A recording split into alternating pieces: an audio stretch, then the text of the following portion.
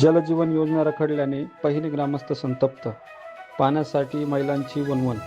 त्र्यंबकेश्वर तालुक्यातील पहिने ग्रामपंचायत परिसरात पिण्याच्या पाण्याचा गंभीर प्रश्न निर्माण झाला असून जलजीवन योजना अद्यापही अर्धवट अवस्थेत असल्याचे ग्रामस्थांमध्ये तीव्र संताप व्यक्त होत आहे. संबंधित ठेकेदाराने काम अपूर्ण ठेवून दुर्लक्ष केल्याचा आरोप तेथील ग्रामस्थांनी केला आहे. अनेक वेळा संपर्क साधूनही ठेकेदारांकडून कोणतेही समाधानकारक उत्तर मिळाले नसल्याची तक्रार नागरिकांनी केली. ग्रामस्थांनी सांगितले की कडक उन्हात महिलांना पाण्यासाठी वर्णन करावे लागते. काही ठिकाणी टँकरचे पाणी विकत घेण्याची वेळ आली आहे. यामुळे महिलांनी आक्रमक होऊन संबंधित ठेकेदारावर तातडीने कार्यवाही करण्याची मागणी केली आहे. तसेच जलजीवन योजना लवकरच पूर्ण करून गावाला नियमित पाणीपुरवठा सुरू करावा अशी मागणी देखील करण्यात आली आहे.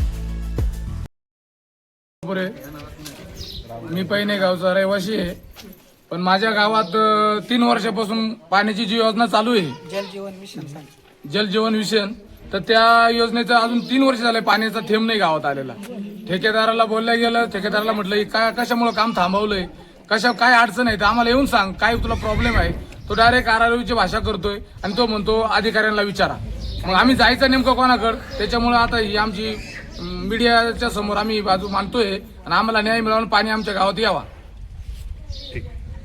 काय पिण्याच्या पाण्याची अडचण आहे तुम्हाला इथं? ते आज 2 वर्ष झाले, बाया थकून गेल्या. 3 वर्षात वैतरणा धरणाचं पाणी गेलं कुठं.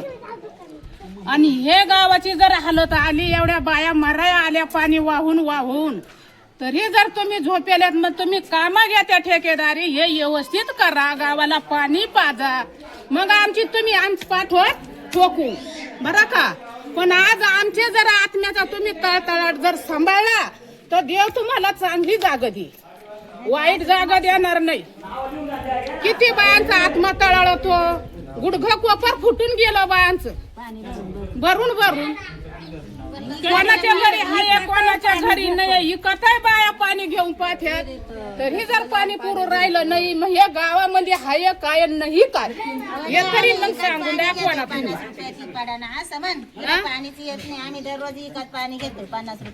किती पाणी जर भेटू राहिलं नाही गावाला तर गाव काय करणार. आमची पारंपरिक योजना आहे, तिचं पाणी केवळ 8 दिवसातून साधारणतः एकच टाकी भरते 20,000 लिटरची. ते पण पाणी सध्या पिण्यायोग्य नाही, कारण पाणी लेवल फार कमी झालेली. जलजीवनची जी विहीर आहे ती पाझर तलावामध्ये असते आणि तिथे पाणी पुष्कळ आहे. आज त्या पाझर तलावातून पाणी बाहेर वाहते, परंतु आज नागरिकांना ते पाणी इथं शुद्ध जलजीवनच्या कामा पूर्ण पिण्यास मिळत नाही. त्यामुळे आज ते काम जर लवकर झालं तर नागरिकांना दररोज सुद्धा पाणी सोडलं तरी पाणी पुरेल इतकं पाणी तिथे उपलब्ध आहे. जलजीवनचं काम अर्धवट आहे, या संदर्भात आपण काही पत्रव्यवहार केले का? आम्ही वारंवार ठेकेदारांशी कॉन्टॅक्ट पण केलेले. नागरिकांनी 2 ते 3 ग्रामसभांना पण विचारणा केली होती की ठेकेदारांना ग्रामसभेवरती बोलला म्हणून. मी त्यांच्याशी कॉन्टॅक्ट पण केलेले, परंतु ते कुठल्याही प्रकारे इथं आलेले नाही. तसेच त्यांना इतर वेळा कामाचा पण पाठपुरावा करत असताना ते सांगतात की आम्हाला कॉन्टॅक्ट न करता तुम्ही अधिकाऱ्यांशीच बोला आणि त्यांच्याकडंच तुमचं काय आहे ते म्हणजे एकंदरीत संबंधित कॉन्ट्रॅक्टर हा रोडची